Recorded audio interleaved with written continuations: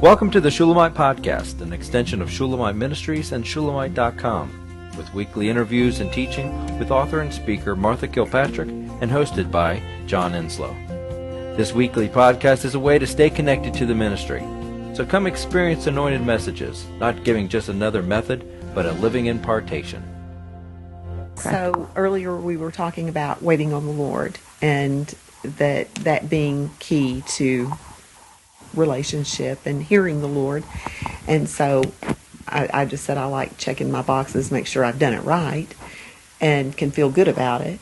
But the real question is, so when I'm spending time devoted to just focusing on the Lord, does that mean I can't read? I can't read a really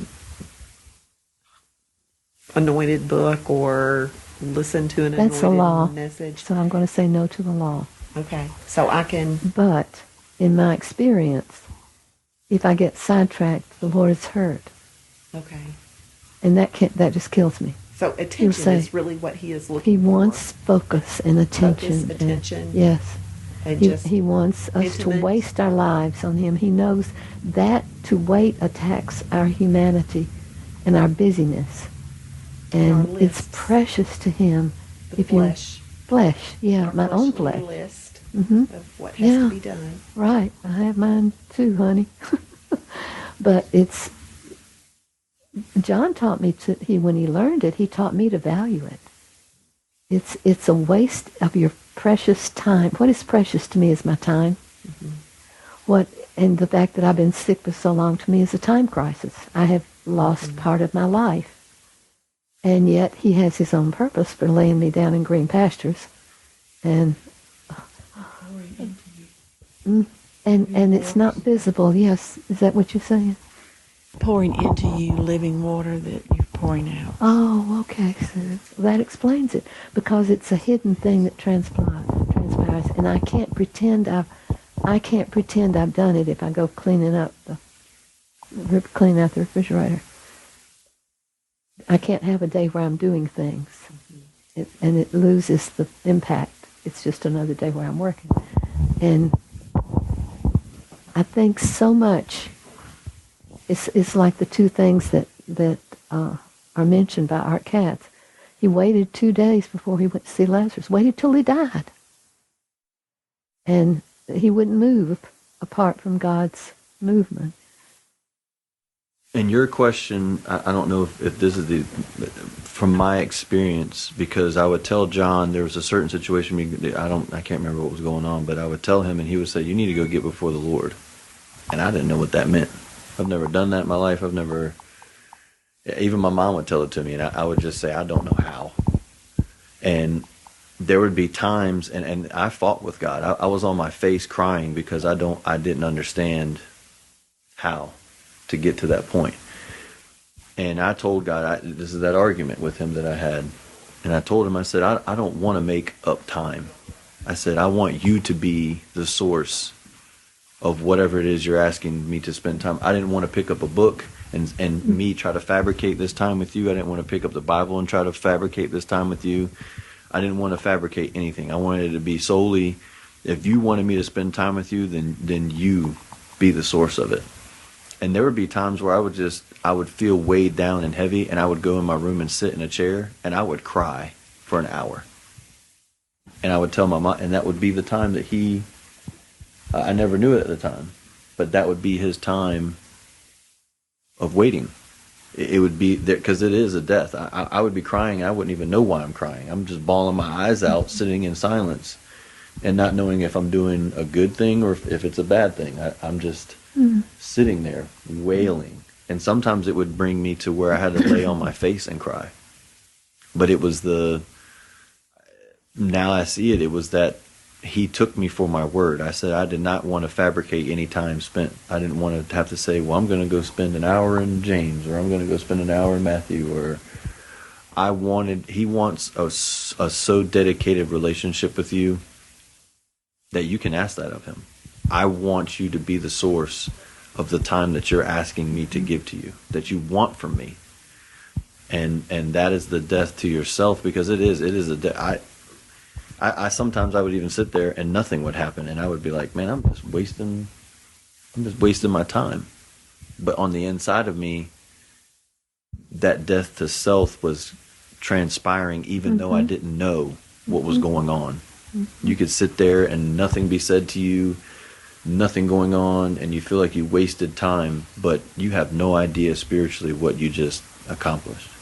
Okay, this is exciting. I got a really good friend named Miles, and he and I are building a really cool brotherhood and relationship. And one day, he was sitting there and we were talking, and he but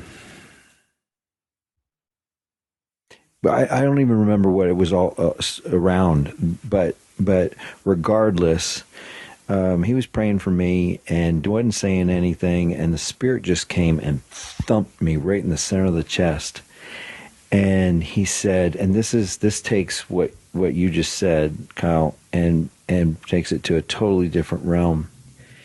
Because I had always thought waiting was, and I've said it, investing in the relationship. There's a return on investment, and I'm investing in the relationship, and that I'm putting myself forward and I'm being present. Okay, but what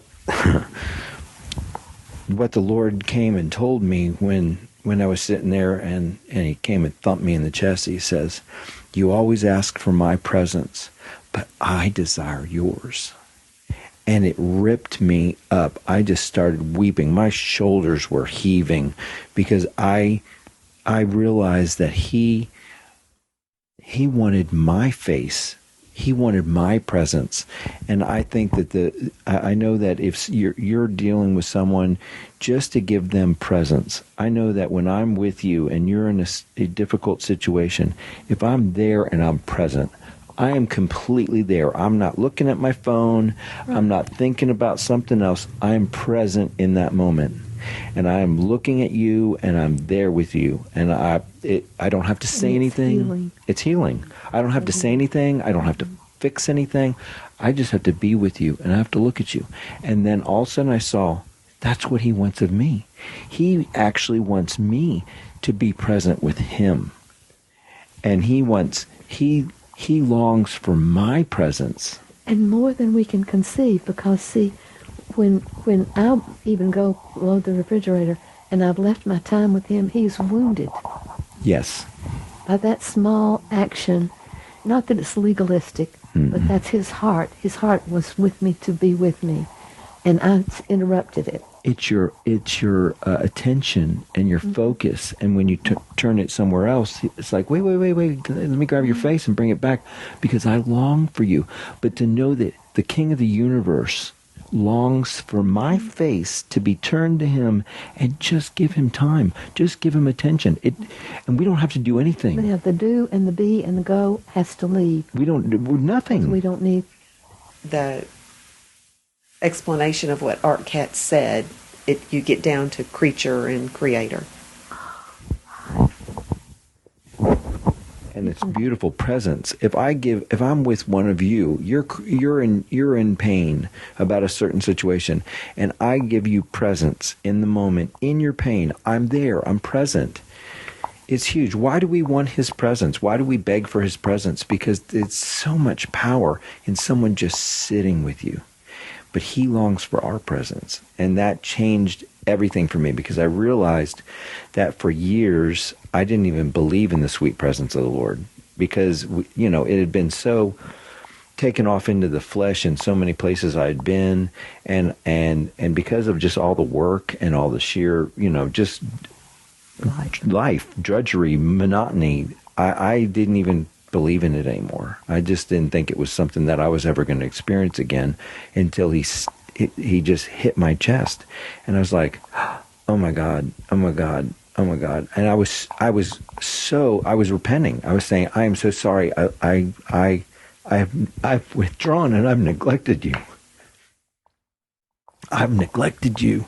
I haven't given you my presence. I've looked for yours, but I haven't given you mine.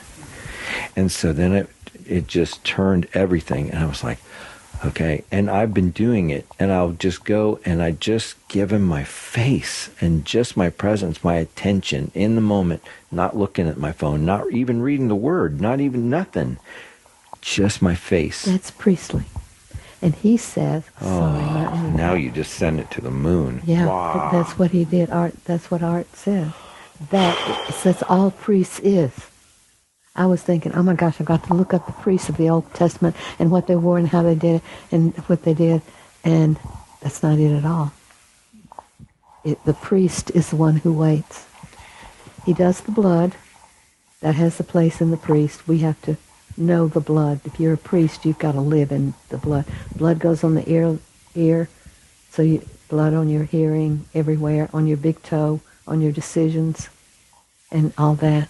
That's a priestly function, and plus slaughtering all the animals. But I do believe the priest uses the blood redemptively.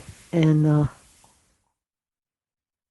Well, you were reading, I think in the message, you were reading from Apostolic Foundations. You said, waiting is only waiting when we ask nothing, yes. desire nothing, expect nothing. We make no claims. We are not requiring. We are his creation, and he is the creator.